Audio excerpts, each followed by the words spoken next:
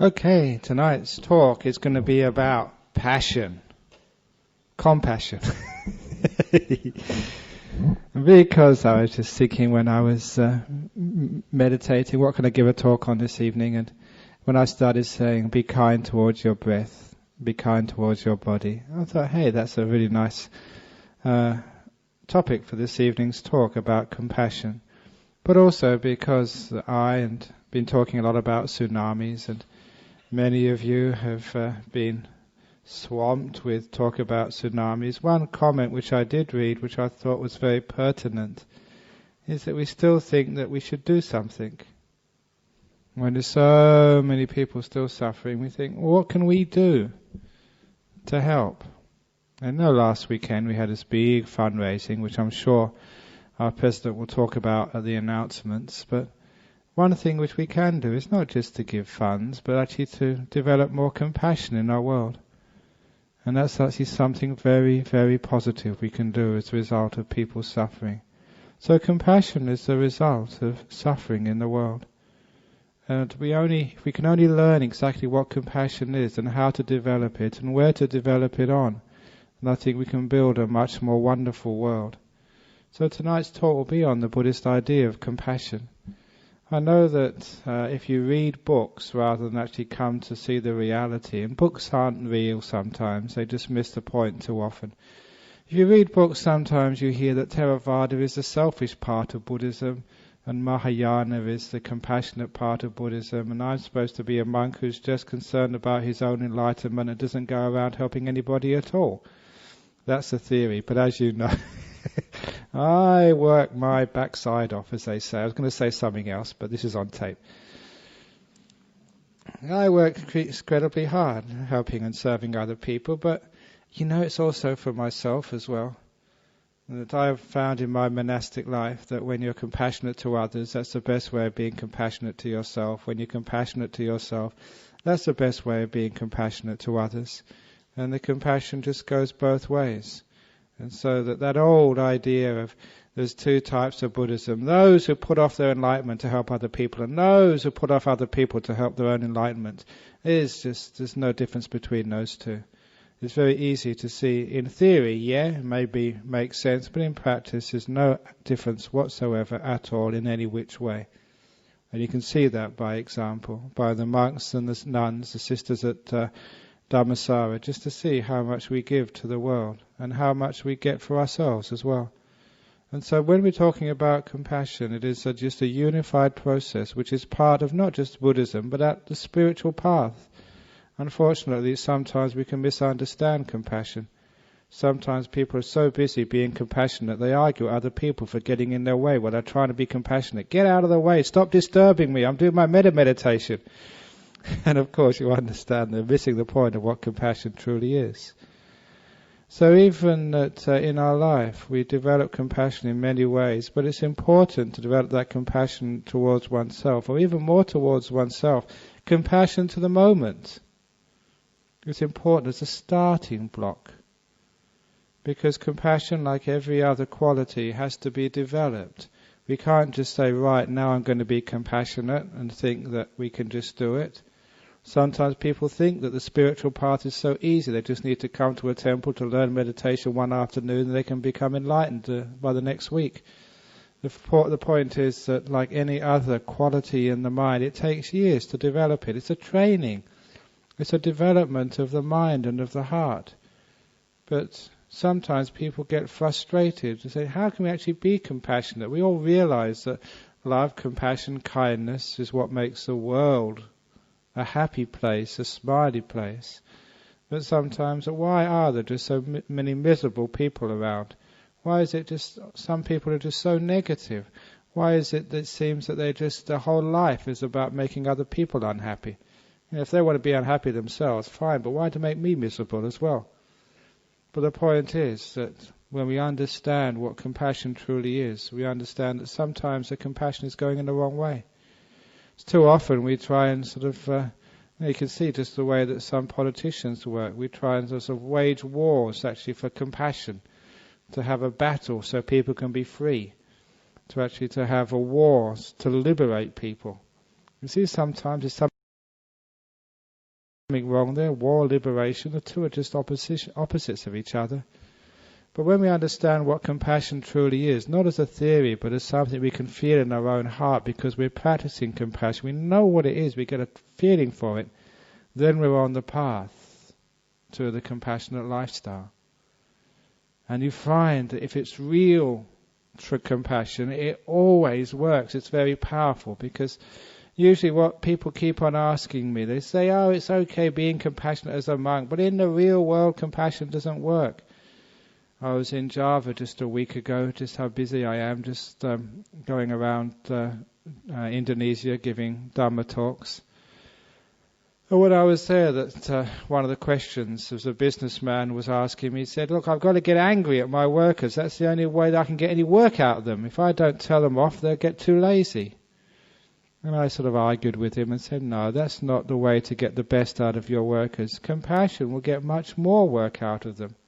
Because what happens if you're angry and if you're aggressive and you shout at people, yeah, they will work when you're there, but as soon as you've gone, he's gone now, we can take it easy. They're only doing what you want out of fear. And of course you can't always be there. You can't always maintain that presence of fear. Which means that whatever you get out of your workers, out of your family, just through that harshness, is only a temporary measure. And in the end, they're not interested in working anymore. But when one develops compassion and kindness, you get much, much more out of the people you live with. But it has to be able to be learned and coming from the right way. And that's why that we always tell people to learn meditation and to be compassionate to the moment. Still people miss that point when they start meditating. They say, I can't meditate. And the reason is you're trying to meditate, and that's not meditating. Try compassion. Be compassionate to this moment. Whatever's happening now, your mind's all over the place, you're dull, you're tired, you're aching. Be kind to that. Be compassionate towards it. You know, another meaning of the word compassion is like passion with something. And when you actually look at it that way, you can understand how it works. You're passionate means you're mindful, you're engaged, you're putting effort and energy, attention into what's happening. That's what passion means. It's like when you're doing things passionately. I give my talks passionately. I give 100% into these talks. Whatever else I'm doing, I give it 100%, because that's how I was taught by my teacher. Whatever you do, if you're having a cup of tea, 100%, this is really nice. And if you're resting, 100%, you just really rest. We were fundraising last week, 100% fundraising. Did you hear how I pronounced that? There's no D on the end of F-U-N. Fundraising, we call it. So we raise a lot of fun. In other words, we're compassionate. It's not just getting the money which is involved, it's how it's made. We put passion into this. And when you put passion into things, you're passionate with something. It's amazing just how successful it is. So when you're doing a meditation, you're passionate with whatever's happening now. You're engaged, having fun with it, paying attention to it, enjoying this moment. And you can understand how, if you're compassionate to this moment, does the mind, if the mind is all over the place, be passionate with that mind. Then you're making peace with it, but energetic peace with whatever's happening now. And so that's why that so often when I start meditating, I'm very busy as well, running around doing all sorts of things. Even when I've got nothing to do, I just sit down and do nothing, and then people think, he's not doing anything, I can ask him my question now. When I'm not doing anything, people think I'm free to help you. I don't care. Because you're compassionate to the moment. When you're compassionate to the moment, you're with every moment, you're with the person in the moment, then you can communicate, you're happy, you're peaceful, you're being with things. And the whole point of meditation is learning how to be compassionate with the moment, rather than fighting against it. When you understand that, it's not fighting, it's not struggling, it's not controlling, it's not fighting a battle, it's kindness, it's gentleness, you find this way of meditation is so easy. It's very, very easy. And it's not just a way of meditation, you find out this is a method in life, because when you give yourself a bit of peace, and you slow down, and you get this wonderful sort of relaxation inside of yourself, you're giving yourself one of the greatest gifts, the gift of peace. My goodness, you all deserve that. Sometimes, we think we run around all day, we've got so much business to be done. Isn't it wonderful to give yourself a gift every now and again? Once I remember teaching a meditation technique. And it's a beautiful technique because there was a time just before Christmas, a few years ago.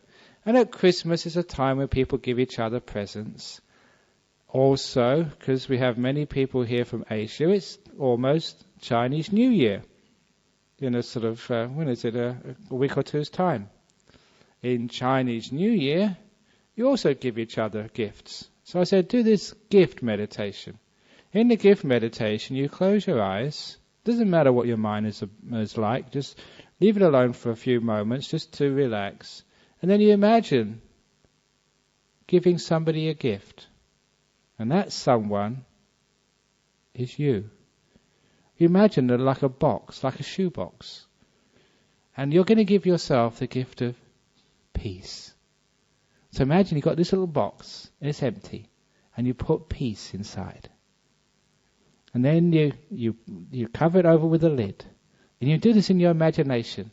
And then you get some paper, some really like gift paper, and you very carefully wrap it, because if it's a precious gift, you make sure you wrap it really, really well. And then you tie it with a ribbon, very slowly and carefully. And you get one of these little tags.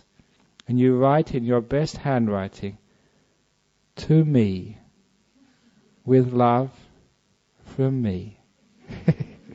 And you put it aside, and when you forget about it, you allow yourself to think about something. You're just pretending. And then you pretend, you find this present. You find it there. And I wonder who this is to. What's it doing there? And you look at the label. To me.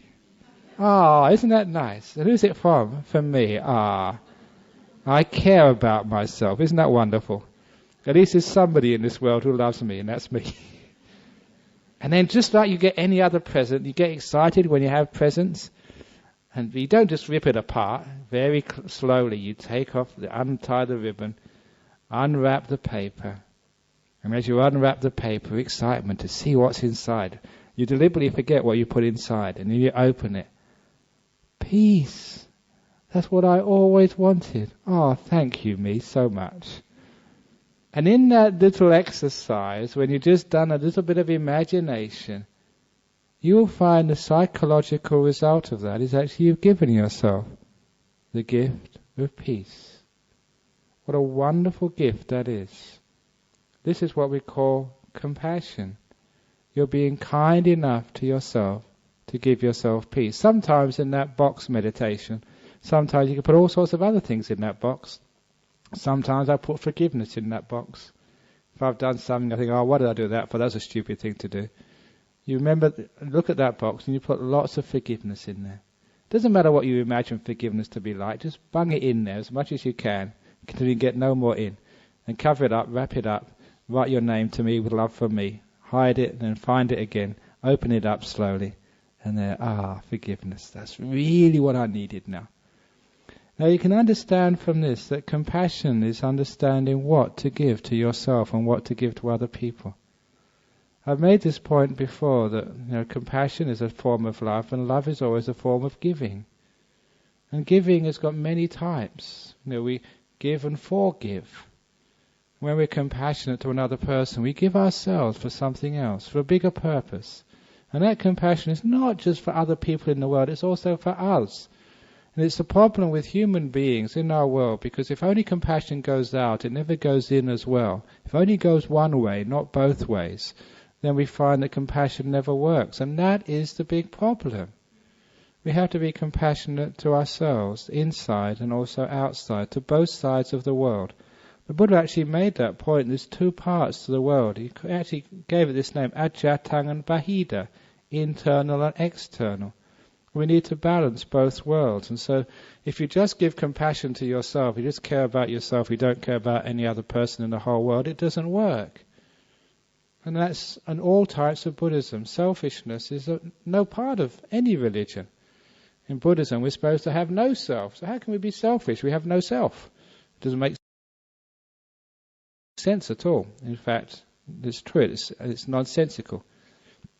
But if you just give compassion outwards and never go inside, it doesn't work either.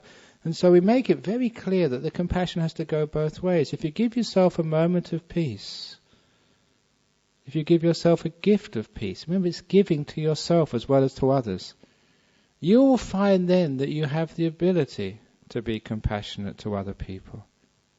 Too often, because we only give compassion outwards, we get grumpy, we get angry, we get upset, we become incapable of doing the right thing to others. Sometimes people think they're compassionate, they're kind, but they're not. They've got it all wrong because they've never learned how to love themselves. By loving themselves, I don't mean thinking of themselves as great human beings. What I mean is being able to give to themselves. And I mention this because this is what we can learn from the tsunami. Each one of us in this room has given a lot to the victims of the tsunami. But have you given much to yourself in the past couple of weeks? I don't mean giving yourself, a check, to me, from me. If you send that to your bank, they'll laugh, drawing in your own account and putting it back in your own account. But I don't mean a check, I mean the other things which are really important in the world, not money things, but spiritual things. So, you give yourself, the gifts of peace. Give yourself the gift of forgiveness. Give yourself the gift of acceptance, or even just a rest. Because those are very important gifts for us. The reason there is just so much turmoil in this world, so much anger and so much even cruelty, is because just people are just all stressed out. They never have any time for themselves. They're never peaceful. They're never resting. And so inside of themselves, they're sick. And the only way to solve that inner sickness is just to give moments of peace, moments of stillness. I've seen that so often in my life as a monk. People who are stressed out, who are at their wits' end, they come to a monastery and all they need is just a few moments of peace. Remember just this person who once went to this monastery in Thailand, and in that monastery in Thailand they saw a woman come in and she was crying as she sat on one of the benches in the monastery. And they didn't know whether they should go and ask her what was going on, what can I help, but they just left them alone. This lady cried her eyes out for over an hour and a half. Poor thing. But then afterwards, when she stopped, this Australian, he went up to her and asked her, what was the problem? Can I help you? And she said, oh, it's okay, I feel okay now, but what happened was I lost my car keys. Because that can be very stressful for you. You can be very upset. But she didn't really need to find her car keys. Well, she did, but the most important thing was to overcome her feeling of upset. And all she really needed was just a quiet place to sit down and give herself a time just to relax and see that losing her car keys is not the be-all and end-all of the world. Too often what happens is when we have no peace, we lose perspective and small things become just so huge that sometimes we can kill ourselves, we can kill other people, and certainly we kill our sense of happiness. We think it's all gone wrong, what's going to happen next? All we really need to do is to find some peace in our life, just for an hour or two, to get perspective. The other story was when this man came to see me at my monastery in Thailand. I was about 3 or 4 years as a monk, but I was in charge that day. He asked me, can I stay? I said, sure. He stayed for 3 days, and he said, can I leave now? Because I was the one who gave him permission to stay. He thought he should come and take leave of me. I said, sure. But if you don't mind me saying, why did you come here? And he said, I came here because I had an argument with my wife. I had a terrible argument. And so I ran out of the house. I didn't know where to go, so I decided to come to the temple instead. I said, can I help you with your wife? He said, no, I'm okay now. Because I just relaxed for 2 or 3 days. I've become still and peaceful. Now I've got perspective. I'm going home to my wife to say sorry. Isn't that a wonderful thing to do?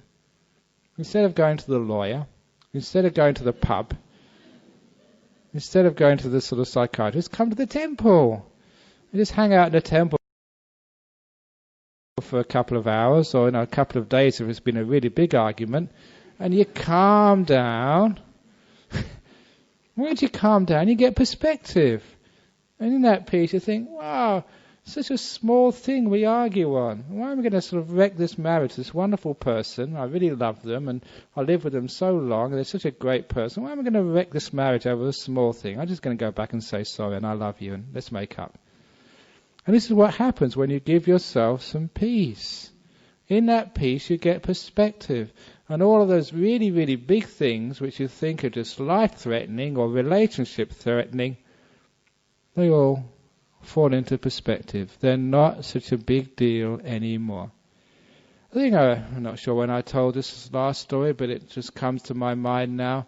Have I always noticed in a monastery the time when we have arguments, so this is in our monastery back in Thailand, because we don't seem to have that many arguments in my monastery, at least not when I'm there. Maybe they argue when I go away, but not when I'm there. But I always notice in this monastery, people have arguments on one day every week. And it was the day after the monks would stay up all night meditating. In the forest tradition of northeast Thailand, under Ajahn Chah, once a week we'd forego our sleep and spend all night sitting meditation and doing some walking meditation. It was on the moon nights, the Poya days, the one prat in Thai. And it was always the day after when there was arguments in the monastery. And it didn't take me long to understand why, because I used to almost get into arguments. I remember one evening I was, because my meditation wasn't all that good at the time, that was the reason why. Now I know that. But at the time, instead of thinking it was my fault, I saw all these other monks sneaking back to have a sleep, having a cup of tea and coffee when they weren't supposed to, slacking off. And I thought, they can't do that. And I thought, I'm going to sort of go and tell them off. After we finished, I'm going to go to their huts and just tell them what for. They can't do this. This is wrong. It's against the rules of the monastery. You shouldn't do this. But of course, I realized that would just create arguments. I've seen many arguments happening because of that. So I decided this one time, and this really showed me just how peace can solve conflicts. I wrote all those complaints down on a piece of paper because I didn't want to forget them. They were important. I decided to have a sleep first of all, and then I would go and tell those monks what for. So I wrote it all down on a piece of paper. I put it down by my mat where I used to sleep in the huts. I had a nice sleep because after staying up all night, meditating all night, we were allowed to have a sleep just after our meal. And I had a nice sleep, 2 or 3 hours. And when I woke up afterwards, I looked at that piece of paper and I thought, this is just small stuff. It's petty stuff. Do I really want to have an argument with my friends because of this? It was amazing. The perspective changed just after I had a rest. And I learnt a lot from that experience. I realized that most arguments would never happen if you have a bit of a rest, physically and mentally. Make yourself peaceful and calm. And then you look, why do we have a war in our family over these small things? Why do we have a war in our world? Most of the wars in the world are over small things. Weapons of mass destruction. There weren't any. There's some tiny little things. And why do we have these big wars? We create so much trouble. Why do we have wars in our family? The arguments we have with our loved ones. Why do you have wars between religions, for goodness sake? So when we give ourselves some peace, you find that you are less aggressive, less grumpy, less angry. You can be more kind to other people. You can give them more space. You can be more compassionate. Now do you get the point of why I've been talking in this way for the last 5 minutes? If you give yourself some compassion, that's the way you give compassion to others. Give yourself the gift of peace, the gift of forgiveness. And when you feel calm, you feel good, you feel happy, what are you going to give to other people? You're going to treat them with peace, with happiness, with kindness as well. So I'd love to get all the leaders of the world to come and do a meditation retreat in my monastery for a few weeks. I'll invite Mr. Bush, Mr. Blair, Osama bin Laden. Invite them all to come along. And when they were peaceful and calm and having a good time, and I don't think there could be any wars at all. Because you can't, if you give yourself that peace, that forgiveness, then what you have to give to the world is only peace and kindness as well. So that compassion always has to go both ways. Remember some years ago, there was the student riots in Burma, where many students got killed by the military government. And a few of the Burmese Buddhists here in Perth wanted to do something, some sort of demonstration or some sort of action to bring some more consciousness to what was happening in that country at the time. So they decided to have a meditation sit-in opposite Hay Street Mall. I think it was on the steps of the Uniting Church or Methodist Church, I forget which one it was. The Wesley Church, that's what it, on the steps there. And they invited me to come along because we were all meditating on the steps throughout the day, from early in the morning until late at night. And I did a 2-hour meditation there on the steps and opposite the Hay Street Mall. And as I was just coming out of my meditation, I always remember this man walked past and he sort of looked at us just sitting there. He realized it was because of some sort of political problem in Burma. And I remember he saying, that'll do a lot of bloody good, wouldn't it?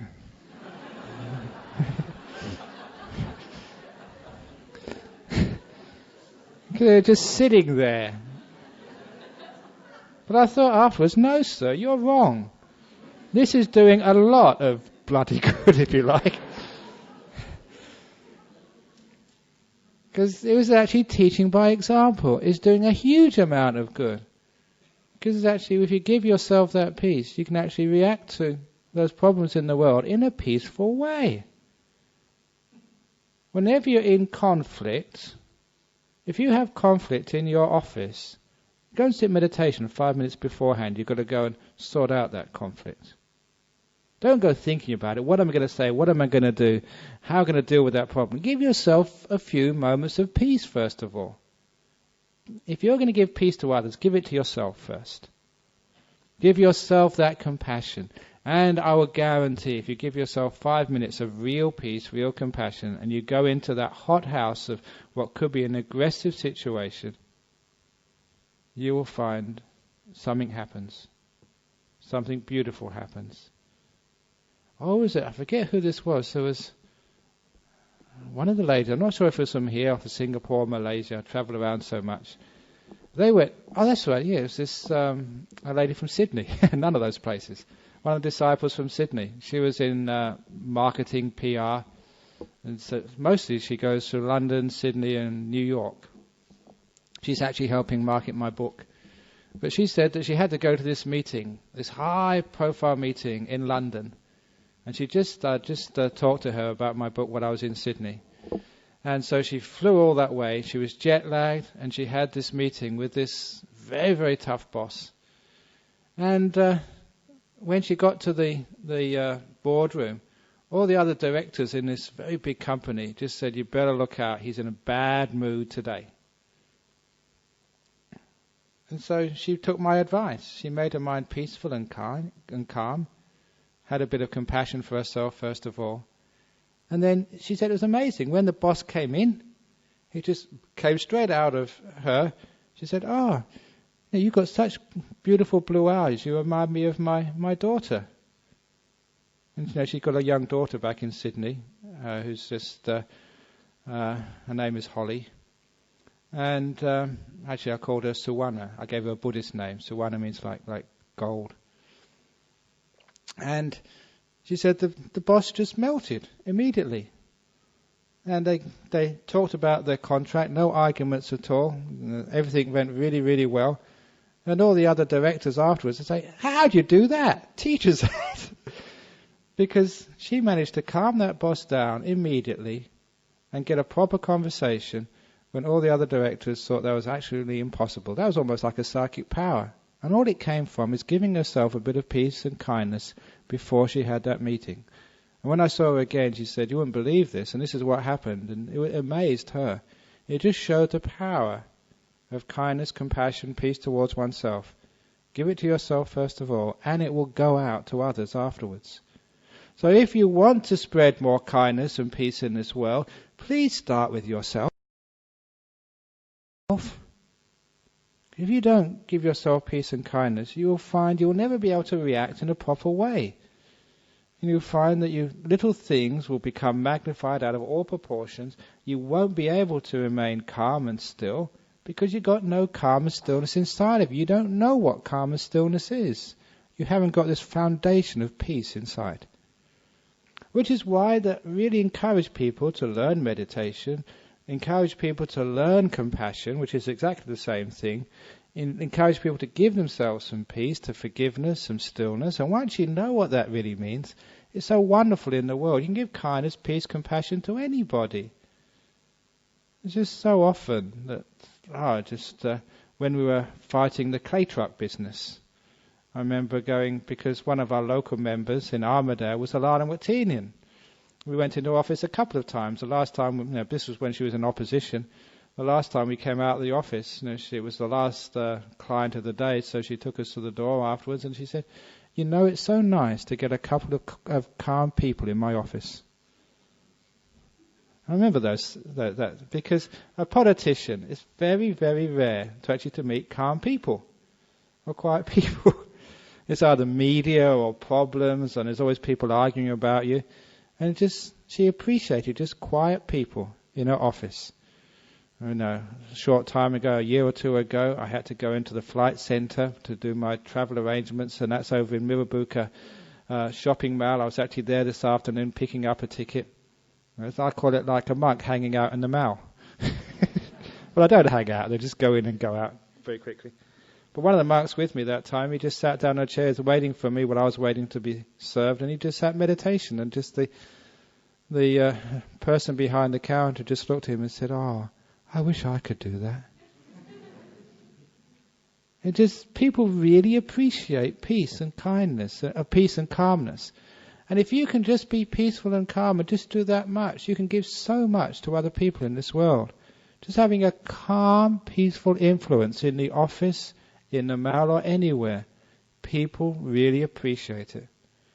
It used to be the tradition in Thailand, still is in many places, that the monks would go an alms round every morning. And one of the wonderful things about that alms round is every village in those days, the first thing they would see, or one of the first things they see when they woke up in the morning, is this line of peaceful beings just walking into their village, not speaking, walking slowly, mindful, just taking a bit of rice from whoever had a bit that morning. At first I thought we were begging. Now I realize we were giving. Imagine if you saw that every morning, one of the first things you saw, a line of monks or nuns just passing by your house, peaceful, calm, not really concerned about the things in the world, just being silent. What a wonderful gift that is to our neighborhoods. People who are angry would calm down. People who were desperate would find some solace. Because just even the sight of peacefulness, it sort of resonates with something inside. We remember what peace, what kindness is really all about. So being compassionate to yourself means giving yourself peace, giving yourself forgiveness, giving yourself just a few moments. And then it leads to compassion for others.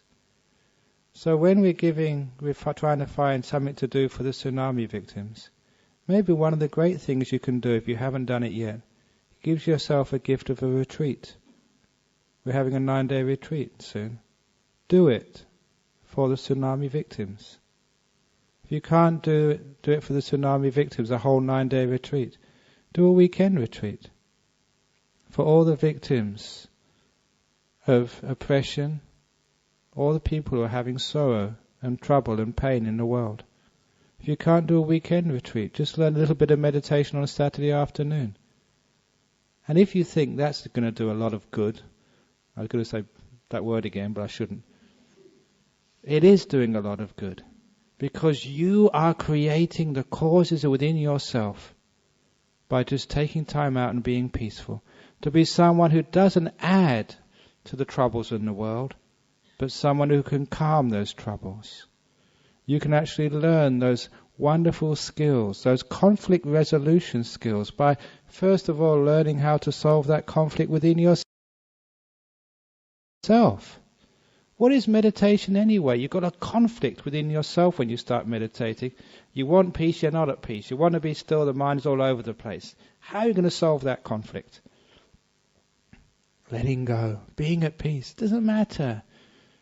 Allow things to be. Be compassionate, be kind. You don't try and change the world. You allow the world to be. You make peace with the world. You don't think the world is going to make peace with you.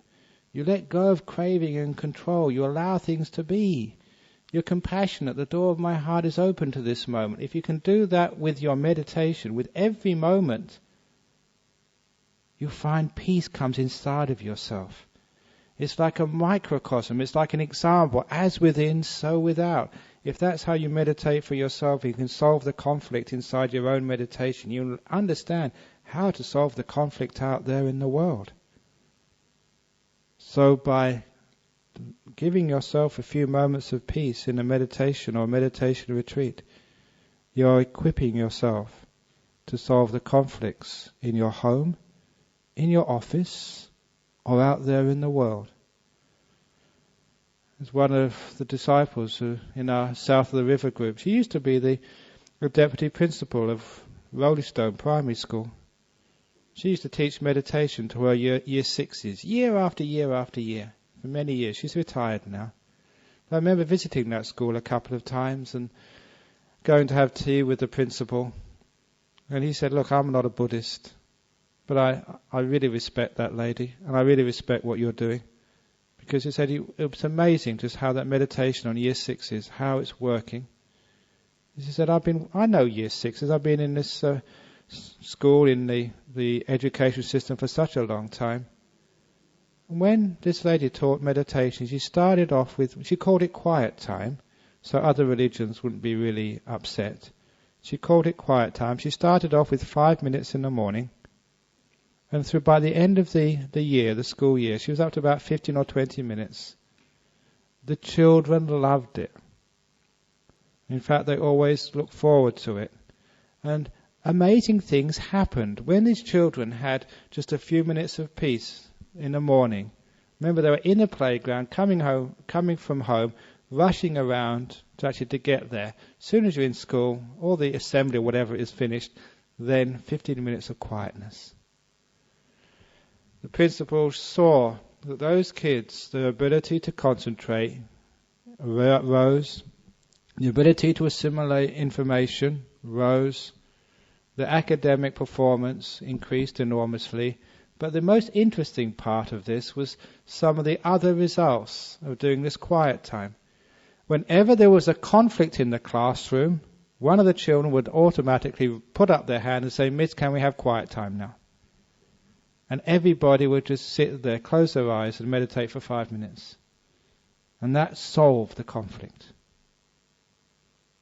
Wouldn't it be wonderful if, when you were having an argument at home, that no matter who it was, the wife or the husband, say, can we have quiet time now? And the both of you just shut up, sat down and meditate for 5 minutes. Wouldn't that be wonderful? Wouldn't it be wonderful if that happened in Parliament? The speaker said, okay, quiet time. And Mr. I don't know, is it Mr. Beasley or Mr. Latham? I haven't seen the newspaper. It's Beasley, is it? As of today, Mr. Beasley and Mr. Howard and whoever else is there. Okay, no argument. They sit down and meditate for 5 minutes. Wouldn't that be wonderful? They get much more done because their mind will be in a good state. It'll be compassionate working together. That was what happened in the year sixes. But also they found, and I think is Parliament, is it above or below grade 6? I'm not quite sure about that. But no, I shouldn't say things like that. But you find actually that if you give yourself moments of peace, this is the other thing they found. The other thing they found in the school, which the principal told me, he said the other strange thing was that this particular class, or this class every year, there's a couple of year sixes in the school, this particular class who did this quiet time, he noticed that the children in that school were more kind to each other and more sensitive to each other's needs. Whenever any child was upset or something was troubling them, the other children would come around. He saw this was a very strange result of this quiet time. People were actually more kind, caring, more cooperative, more able to work together. Why is it that we find it hard to work together? Why is it in companies there's always so many splits? In families we find it hard to maintain a relationship? I'll tell you why, because we don't spend enough time being quiet. Too stressed out. All the grumpiness, the arguments, the negativity, the fault finding, it's all coming because we don't have compassion for ourselves just to be peaceful for a while. You know this, when people who've been on retreat, they come back after retreat, they're so much easier to live with. So many parents have come to meditation because they've been sent by their children. Mummy, you must go. Daddy, go to meditation. You're such an awful daddy when you don't go to meditation. The kids know that. So you can understand what it does. If you give yourself moments of peace, forgiveness, whatever, that's the most compassionate thing you can do for others, let alone for yourself. As for me, just meditating just for a few minutes, I feel so happy, so at peace, and I find I can work more afterwards. It's compassionate to give yourself some time out. So when we're talking about compassion, we're not saying, right, you go out there in the world, you go to Aceh, you go to Sri Lanka, you really work hard, stop being lazy, don't think about yourself, sacrifice your life for others. That's not how it works. You just create more problems in the world that way. Because you haven't got the ability to help. You tend up to become part of the problem rather than solving the problem. Too much out there, you create more difficulties in the world, more arguments. You've seen people like that, I've seen people like that. You need to give to yourself and then to give to others. Compassion for yourself, compassion for others. And I know that because that's a path of Buddhism. You spend your first years just being alone in the forests. You're being compassionate to the moment, first of all, until you become peace with now. Full passion with this. So you're completely with this moment. Energized, passionate, enjoying every moment. You're compassionate towards the silence. Too many people are afraid of the quietness of the mind. That's why they can't remain quiet. They disturb the silence. What was it that person said? If you can't improve upon the silence, then be quiet. What a beautiful saying. If you can't improve upon this silence, shh. Silence is beautiful when you get to know it. And so when you are passionate about silence, you find you don't talk so much. Because silence is important, it's wonderful. You just see how we've lost a passion for silence in the world. It's so hard to find a quiet place, even in the house. And if you're passionate about watching your breath, not just breathing in, breathing out, breathing in, beautiful breath. That's why I call it the beautiful breath, because when I watch my breath, I'm passionate about my breath. This is marvelous. This is lovely. And that's when you're passionate with something, that's when you get so peaceful. You're giving your energy to this breath, to this moment. And that's why you get into really deep meditations. You're giving passion to this peaceful moment. And the peace obviously grows. Whatever you're passionate about, it's easier to pay attention to. I don't know what you're passionate about. People think, Ajahn Brahm has got no passion anymore. He's been a monk for such a long time. But no, I'm passionate about my meditation. You're compassionate to it. And you get so much peace inside. And that peace gives you energy. It gives you joy and happiness. And that means you can really work hard for other people. That's why I do end up going around all over the place, working hard and helping and serving and making a difference. So to be kind to other people, to really work hard for other people, to do something in this world, to learn how to solve the problems of tragedies, big tragedies, medium tragedies, small tragedies in the world. There's going to be another tsunami. If not another tsunami, another war, another earthquake, another something or other. You know that tragedies keep on coming. We have lulls, periods when things go well in the world. And then we have a crisis, whether that's in the world or whether that's in your life or your family or your monastery. You know there's always another crisis coming, just we don't know when. So in order to prepare for those crises, to learn from it, to learn what to do next, how about giving yourself some peace? So you can learn compassion. You can learn that power.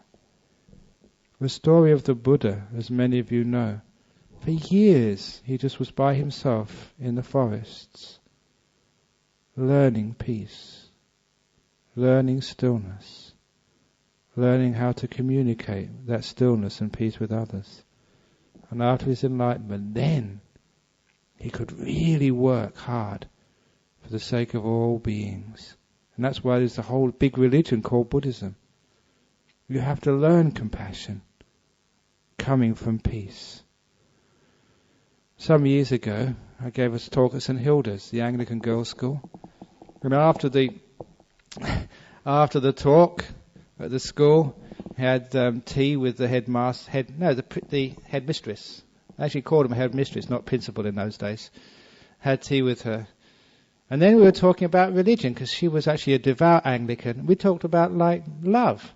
She said, love comes from God. I said, no, love comes from peace. And we had this great argument about where love comes from.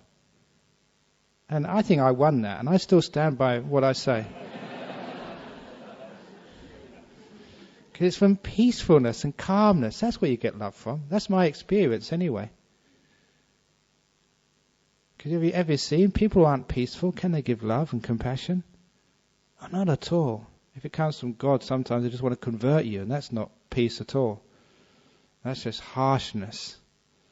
I don't know if I last told this story. I think I told it over in Singapore. That remember those first years as in my monastery in Serpentine? The first years in Serpentine, 21 years ago, when we had quite a bit of building material in the monastery, but we had no security system. It was just like a wire fence all around the property, and much of that was rusted through, and people could come and go. Actually, the first few months there, because I was teaching over in Carnot Prison Farm, that the people in my meditation group, they wanted to actually come and give a hand and do something, do some work for us, because we'd be helping them, they wanted to help us. So we had all these loop-ins, and we've got about 6 or 7 of the prisoners to come over and just do some weeding. And I was with them, and they're supposed to have these 2 guards looking after them, but they were just sitting over there, just meditating, I suppose, but they weren't looking after the guards. And then one of the prisoners called out to me, "Hey, look at this." And what was it? And it's about 3 or 4 marijuana plants growing our monastery in the first years. And what actually happened is that some sort of Jojo, instead of actually growing marijuana in their own yard, they thought there's no one living in this place, so they put it in our property. And the idea was if it's somebody else's property and no one was there, they could actually go and get it harvest it when it was ready. And I told these prisoners, "Oh, you better sort of take that out." I said, "Oh, do we have to?" They told me. I said, "Please, yeah, no, do we really have to?" They said it really hurt, but they did it because they respected me. But to keep people away from the monastery, I was told actually to put a sign up there, trespassers will be prosecuted. And I told Ajahn Jacaro at the time, I said, that won't work. It doesn't matter who people go in, so we changed the sign to trespassers will be converted. And that worked. Trouble was, somebody stole my sign. It is a really good sign. It's true, isn't it? If you say trespassers will be converted, then no one will go in there. But anyway, that's not kind, trying to convert somebody else. So, and if it comes from sometimes a God, sometimes it's not really kindness and compassion at all. Sometimes it's too much aggression, changing other people. But it comes from peace, from silence. That's where compassion comes from. You try that out. Sometimes you get so still. I remember one of the First time I got into a really deep meditation, just so still, amazingly still. If you get into this meditation business, you get so much happiness. But you get so peaceful and so still, nothing is moving. That's a wonderful state to be in. But when you came out afterwards, the first thing I wanted to do was to get this teacher who taught me meditation and just go and kiss his feet. Whatever. You had so much joy afterwards. You just wanted to go and do something for other people. Certainly my experience is the more peace you have, the more compassion you have. And to me it's quite obvious that real compassion, real love comes from a peaceful mind. It was because someone like the Buddha was absolutely peaceful. That's why he was so compassionate. That's where it comes from. The silence within, the stillness, when you get the perspective. You've given yourself the gift of peace, the gift of Dhamma. Then you can go and give that out to other people. Not only can you give compassion out, but you can know what compassion truly is. And you understand, converting other people, that's not being compassionate, that's just being stupid. Or just, going and giving people material things. Okay, they need food, they need a house, yeah. But they need much more than that. Sometimes just friendship. You actually know the right thing to do. Even to the point when you are in any situation which you have not been prepared for, and you've got to act compassionately. The only thing you can do is to shut up and be quiet and listen. There was one of the doctors, I don't know if he's here this evening, he still comes along. When he came up to me once, he was intern at I think it was at Royal Perth. His pager went. One of his patients had a cardiac arrest, rushed to the bedside, resuscitated the person, but not quick enough. He was brain damaged. If he'd have waited a few minutes later, he would have been dead. And he thought, why couldn't I wait? Because now my patient is in the prison of his body, would have no quality of life for probably many years. He felt so guilty about what he did. And so he came to me with this question, what should I do next time my pager goes off? Should I let the person die? Should I try and resuscitate them? Because I don't want to do this again. To confine a person to being halfway between life and death, which is what this person was. And I told him, look, to be compassionate, to be wise, next time that happens, rush to the bedside, spend a couple of seconds being quiet. As still and silent as you possibly can. And from that place of silence, listen. And you know what to do. Because that's how I've been taught, and that's how I've been practicing. My compassion comes from silence. And that's where the wisdom comes as well. I was never trained in psychology, in counselling, and how to deal with crazy people. And many crazy people I've met in my life. Sometimes very dangerously crazy. I could have been hurt many, many times. And what's my training for that? I just make my mind silent and peaceful. As quiet as I possibly can. And feel what needs to be done. My compassion comes from silence, and it's saved me. It's protected me for so many years. And now I'm very confident wherever I go, whoever I meet, you can always know what to do. Quietness. And in that peace, you know the answers. And in that peace, you have the energy to be compassionate. In that peace, you have the passion for the moment. In the passion for the moment, you can truly listen, and you can care for somebody else. So, when I talk about compassion and meditation, serving in the world, serving in silence, they are exactly the same. Bodhisattva path, Arahat path. People who only read books think they're different. People who know meditation understand they are one and the same. Peace is love. Stillness is compassion. Compassion is stillness. If we could only build more stillness in the world, we'd have more compassion. What a wonderful world that would be. Thank you.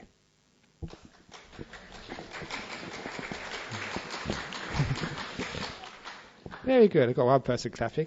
So kind of you. And she clapped from stillness. Okay, any questions about this evening's talk? You're so compassionate because you're so peaceful.